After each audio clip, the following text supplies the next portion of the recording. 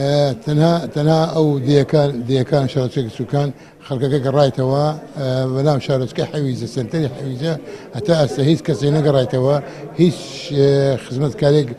اسانكاريه بونكر لبل او منطقه اترسين داعش خويل حشار دابلنا وانفاق كان بيزقل والشاركه ويلام بوا يعني باش كان ولا بيزقل اليمين ولا عبوات ولا مفخخالي اترسين فاستا تنها محل كان ودكان كان حموت يكسوا وما وجه زور ديتن كبتو امير حويزه بقرته ووك اسي زاران واستش كسي تياني تنها